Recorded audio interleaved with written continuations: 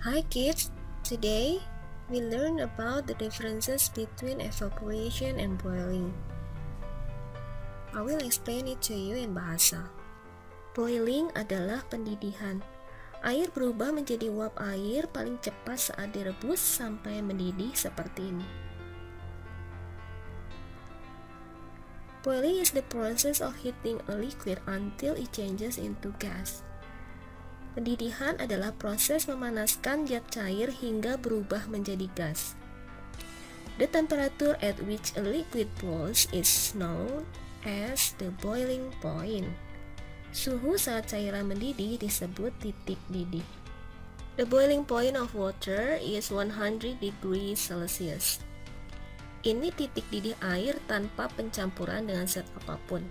Namun jika air dicampur dengan garam misalnya, maka larutan garam ini akan mendidih dengan suhu yang lebih tinggi dari 100 derajat Celcius. Kurang lebih larutan garam itu mendidih di suhu 102 derajat Celcius. Hal ini dikarenakan partikel-partikel air yang telah ditambahkan garam lebih sulit untuk menguap. At this temperature, water continues to boil until all of it changes into water vapor.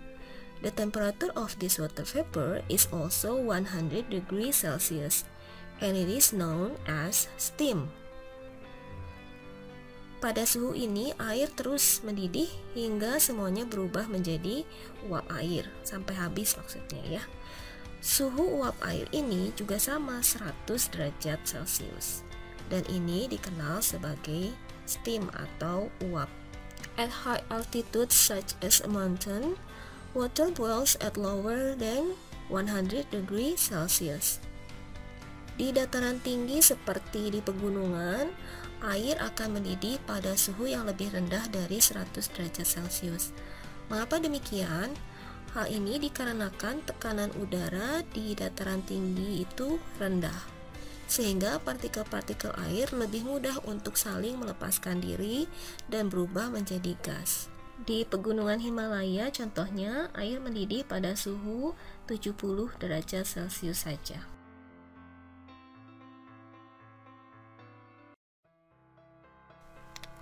Common misconception atau kesalahan konsep yang sering terjadi. Orang berpikir jika asap yang keluar dari ceret itu disebutnya steam atau uap. Itu bukan uap, karena uap atau steam adalah uap air yang memiliki suhu 100 derajat Celcius.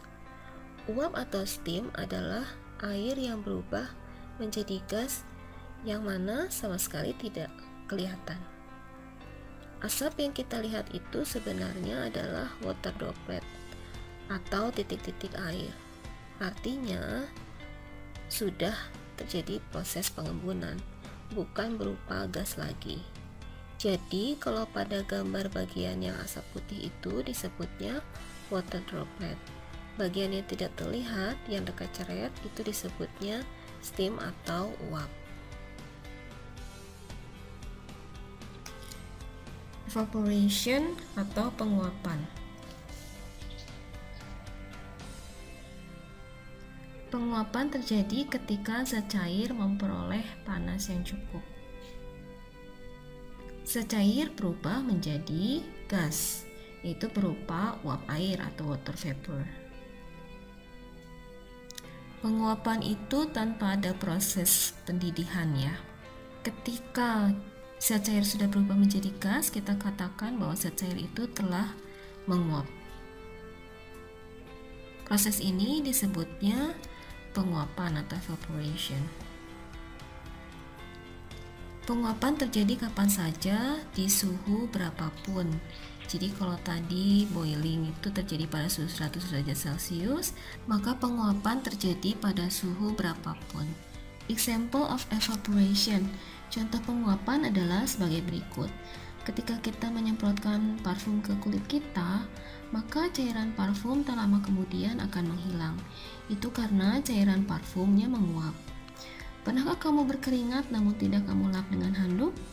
Beberapa saat kemudian keringat di badan kita akan kering, bukan? Hal ini karena air keringat kita menguap. Pasti kamu pernah menggunakan tip ek cair. Tak lama setelah dioleskan, tip X akan menjadi kering. Ini dikarenakan cairan tip X-nya menguap, berubah menjadi gas. Pada saat kamu menjemur pakaian yang basah di bawah terik matahari, maka pakaian lama-kelamaan akan kering. Air yang semula ada di pakaian menguap, sehingga sudah tidak ada air lagi di pakaian kita. Even though evaporation and boiling cause the same change in the state of matter, liquid to gas, the process is different. Walaupun penguapan dan pendidihan itu menyebabkan perubahan yang sama pada zat, yaitu secair berubah menjadi gas, namun prosesnya itu tetap berbeda. Perbedaan antara penguapan dan pendidihan adalah 1. Evaporation take place all the time. Artinya, evaporation itu, penguapan itu terjadi sepanjang waktu. Jika pada pendidihan berlangsung pada temperatur yang pasti, yaitu pada titik didih, boiling point. Yang kedua, penguapan terjadi hanya di permukaan secair saja, sedangkan kalau boiling terjadi di seluruh bagian secair. Kalau kamu perhatikan air yang sedang mendidih, baik di dasar maupun di permukaannya ada gelembung-gelembung udara. Gelembung-gelembung udara itu adalah gas yang terperangkap di dalam zat cair. Ini menunjukkan adanya bagian dari zat cair yang berubah menjadi gas. Yang ketiga, proses penguapan terjadi sangat lambat, sedangkan pendidihan sangat cepat.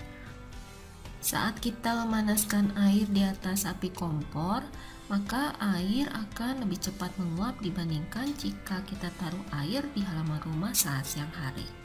The rate of evaporation adalah laju penguapan. Laju penguapan artinya seberapa cepat atau lambat penguapan itu terjadi. Laju penguapan bergantung pada beberapa faktor. Faktor yang pertama adalah suhu di sekitar zat cair.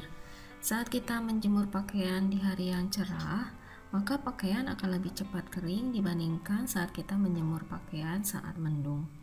Hal ini menunjukkan jika suhu di sekitar lebih tinggi, maka laju penguapan lebih cepat. Suhu zat cair juga akan mempengaruhi laju penguapan.